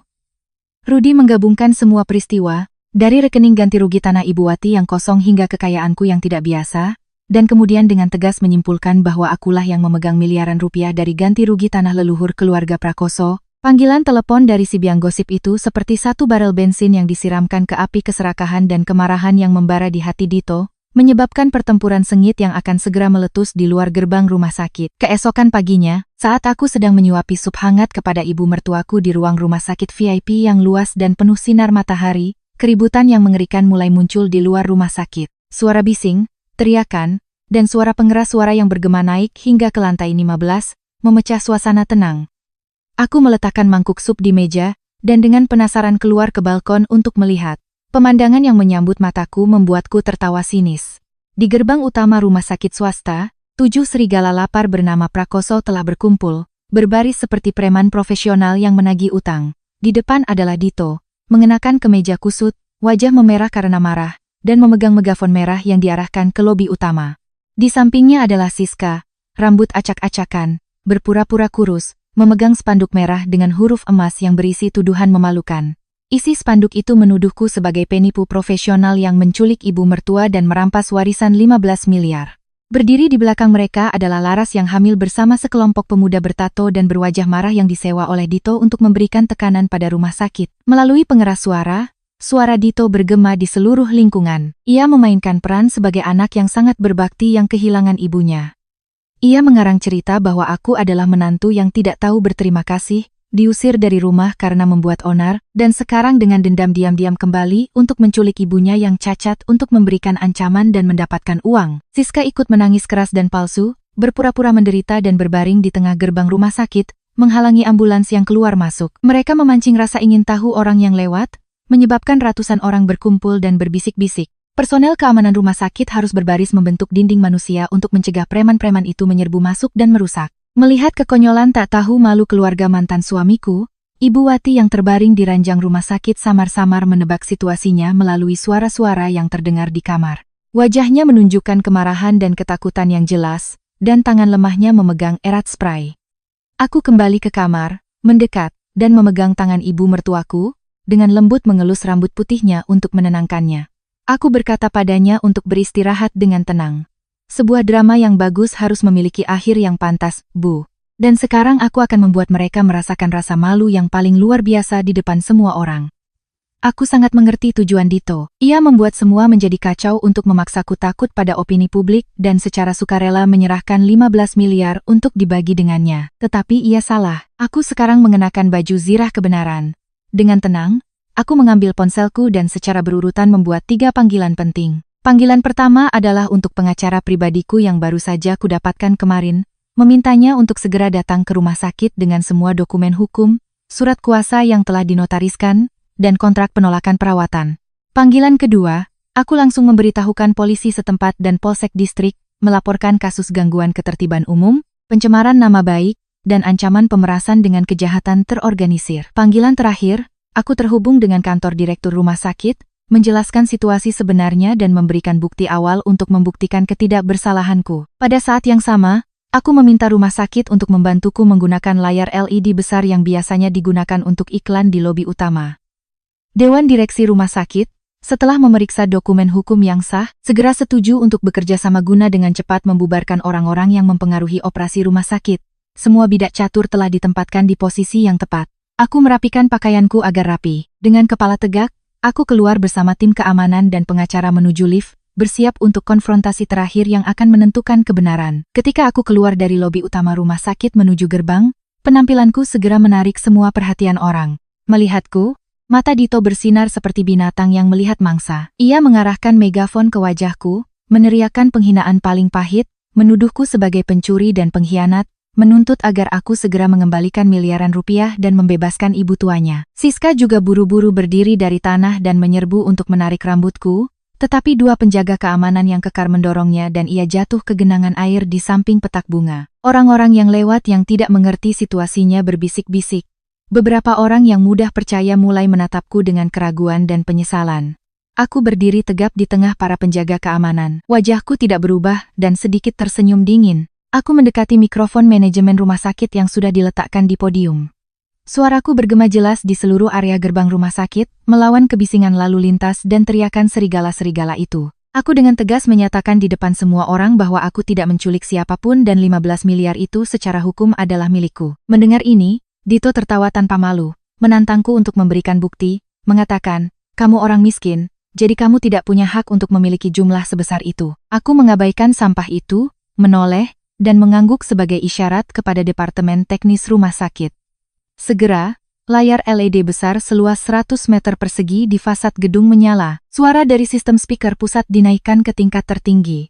Di layar muncul rekaman video tajam yang mengejutkan semua orang yang hadir. Itu adalah rekaman video pekerjaan petugas notaris negara di kamar tidur gelap Ibu Wati setengah bulan yang lalu. Dalam video itu, Ibu Wati terbaring di tempat tidur. Meskipun lumpuh separuh badan, matanya sangat jernih dan mantap. Notaris membacakan dengan keras setiap ketentuan dalam surat kuasa dan perjanjian disposisi aset, dengan jelas bertanya kepada Ibu Wati, apakah ia sepenuhnya sukarela mengalihkan semua 15 miliar rupiah kepada menantunya, yaitu aku. Ibu Wati dengan tegas mengangguk dan tangan kirinya dengan paksa bergerak untuk membubuhkan cap jempolnya dengan tinta merah di atas kertas. Tidak hanya itu, dengan sisa kekuatannya, ia juga dengan susah payah mengeluarkan suara yang sangat jelas, mengutuk anak-anaknya sebagai binatang serakah, menyatakan bahwa hanya menantu dan cucunya yang berhak menerima uang ini. Setelah video itu, keheningan mematikan menyelimuti kerumunan.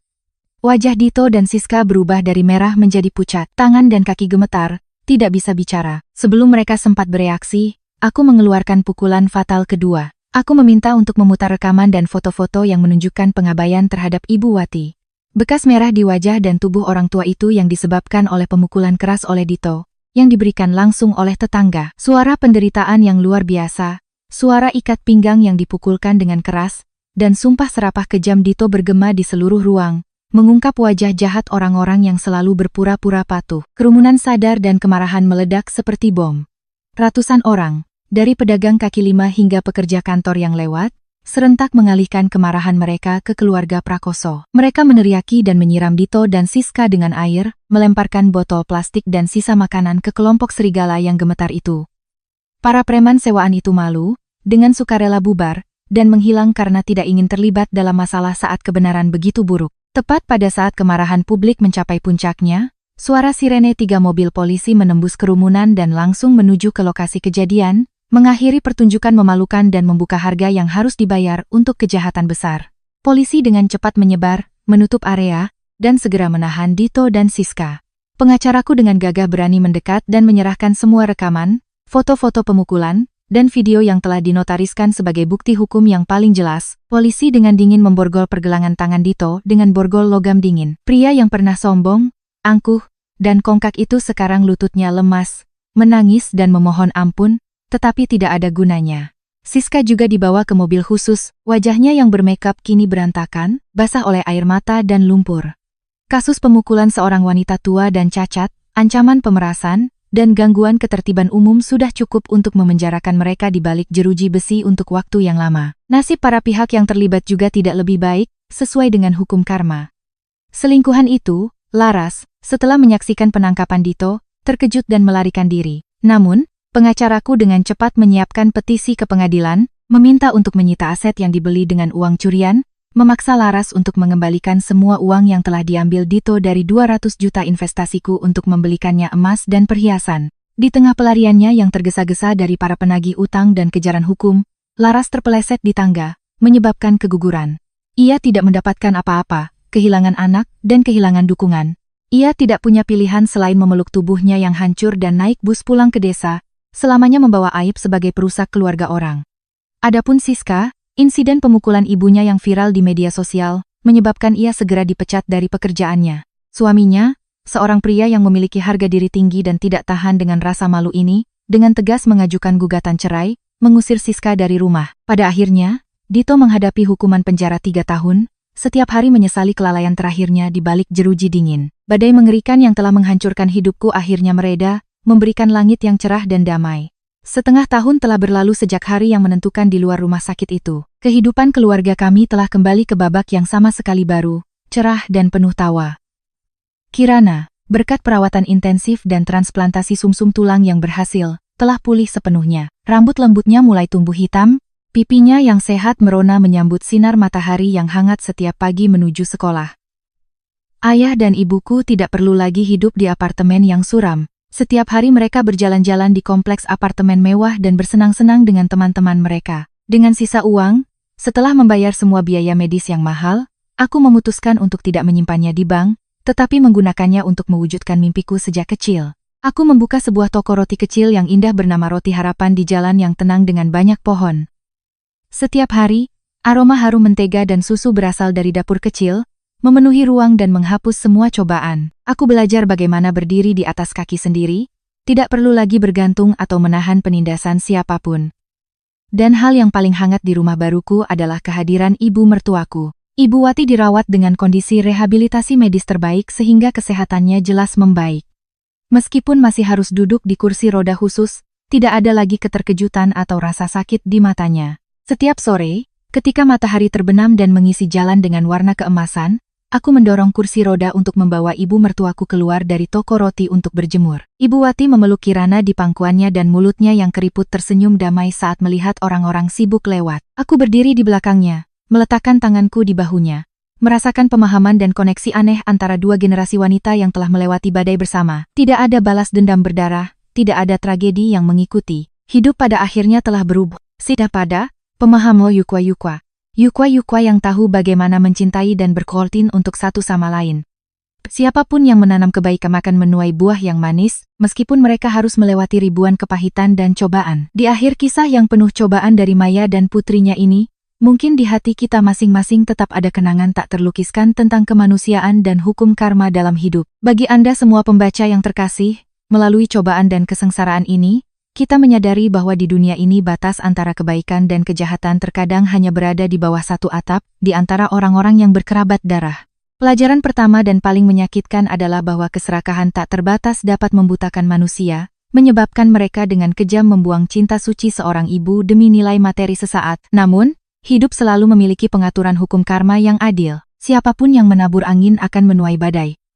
Siapapun yang hidup tanpa rasa terima kasih dan menginjak-injak kemanusiaan akan segera menghadapi hukuman yang pantas dari hati nurani dan hukum. Di satu sisi yang lebih cerah, cerita ini juga menghangatkan hati kita dengan pelajaran tentang cinta sejati dan kebaikan tanpa pamrih. Hubungan antara ibu mertua dan menantu, yang sudah lama penuh dengan prasangka, menjadi simbol pemahaman, pengorbanan, dan perlindungan terbesar ketika cobaan datang. Ketaatan, kesabaran, dan kebaikan sang menantu mengubah sang ibu mertua, menciptakan perisai yang kokoh untuk melindungi keluarga dari badai. Pada akhirnya, tidak ada uang yang bisa membeli ketenangan jiwa. Kasih sayang, kebaikan, dan pengampunan adalah aset paling berharga yang membantu kita menghindari tragedi, membantu semua orang melewatinya, dan mencapai kebahagiaan yang lengkap dan sejati.